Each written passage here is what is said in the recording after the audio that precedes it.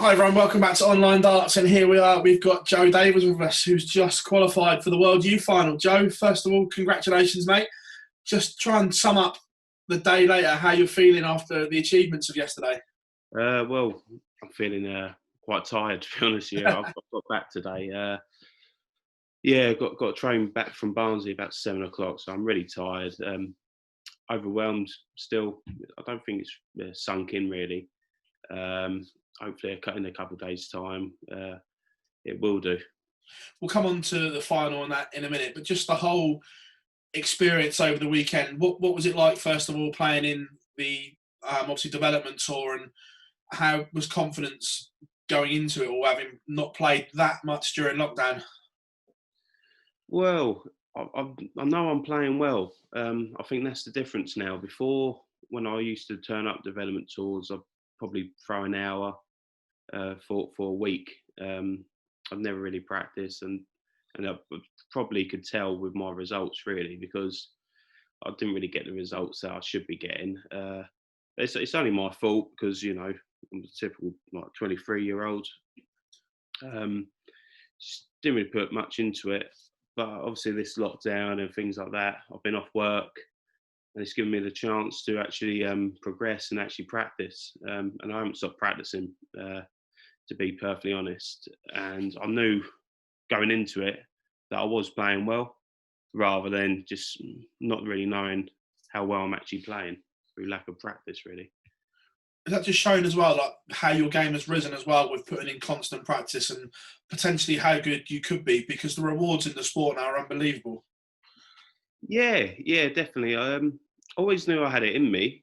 Uh, it's just that consistency. When you don't play as much as the others, you're not going to be as consistent. It's as simple as that. And with darts at the minute, it's really dog eat dog. It's such a hard sport to play. You've got so many great players, and you've got to be 100% everything you do now. Going on to the World Youth, obviously walking in the door that morning, seeing some great names there. What was your first initial thoughts of the day before a dart was thrown? Just enjoy it. That was the main thing. I was happy to get there. I was playing well. Had some good results. My averages was fairly high. Just enjoy it. Get past that group stage. I've never been past the group stage. I've been a seed twice now. I've never been past it. And obviously, if you slip it up that one game, then you're out and you come second place in the group. It's simple as that. Obviously, before a dart was thrown, all the talk was around Ryan Meikle, Jeffrey Desran, Keane Barry. Were you just happy just to go under the radar and let them take all the limelight to start with? Well, yeah. I mean, to be honest, they deserve it. How good they are. You can tell they put so much hard work into it, and they travel everywhere. Yeah, 100%. It wouldn't be right otherwise. I was quite happy going on the radar. It don't really bother me. I'll just turn up and hopefully enjoy it and get some wins. But as for those guys, they do deserve everything they get, which is why they're so good and they get talked about all the time. As a player, do you find it slightly frustrating though, the likes of Jeffrey can go and play in the Euro Tour, losing that hop on a plane and come and playing this? I know it's within the rules, so it's not their doing, but do you think it's kind of fair?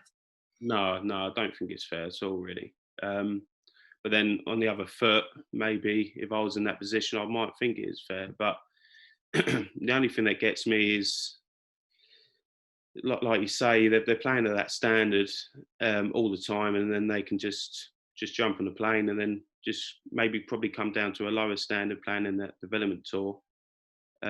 Which no, I don't think it's right. As I'm quite fortunate to have the backing that I do and the people around me, but other people don't, and they work really hard to play these events and to qualify. And you've got young kiddies who really wanted to play the game and develop, and they're just going to move down the list or the seeds and things like that just through someone who don't put half as much in the development tour as what they do. But like you say, it's not their fault. It's in the rules, so obviously they're going to do it, aren't they? Talking of Jeffrey, obviously that was your final.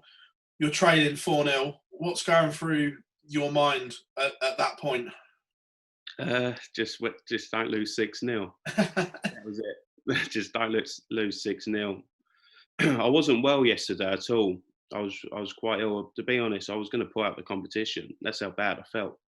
Um, everything I was eating, drinking, it just wasn't agreeing with me, and I relaxed because I didn't really expect to get that far, especially with the preparation. I can't drink what I want. I can't eat what I want. So I wasn't really expecting it. When I was playing Jeffrey, I've never been in that position before. When you're in a semi-final of that kind of competition, and especially when it goes 4-0 up, I got a bit nervous, to be honest. I just want to win a leg, and then after a couple of legs, I've kind of settled down because I've got in that rhythm, if you know what I mean, Yeah. and I know I wouldn't be far off, to be honest. When After did you them legs. realise you were back in the game? What part of the comeback did you realise, I'm back in this? I tell you what, it happened so fast. Like one minute I was 4-0 down, and then the next I was 4-all, and it's kind of like, and I thought I was playing better than him. When it went 4-all, I knew I was playing better. And obviously, when that happens, his confidence is going to go, and only mine is going to gain, isn't it? So Yeah. when it went 4-all, all I've got to do is win one leg. I felt really confident about winning a decider. When it went 5-all, I felt really confident for some reason. Always had it in my mind that I was going to win it. And yes, like I say, so when it went 4-all, and I looked at the scoreboard, I thought, wow, like I've actually got a chance here. What was it like the moment that you won, when that winning double went in? What was that feeling like?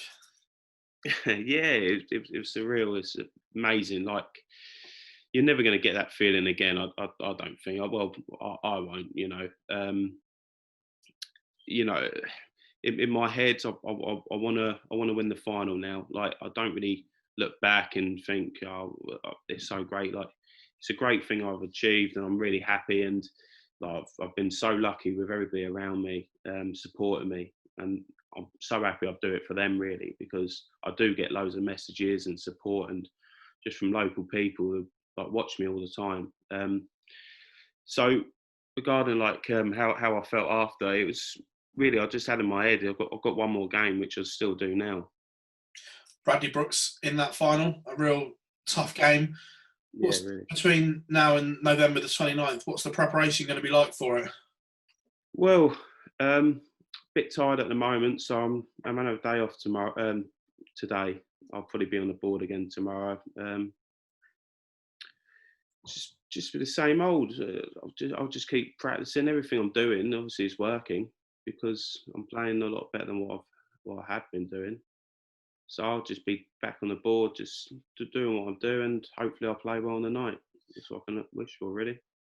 Obviously, the news came out before you reached it that unfortunately we won't be at Minehead for the final. I guess probably going to be Milton Keynes or Coventry for the final. Does that take something away from it from you, or just the fact that you get to play on that big stage regardless of where it is?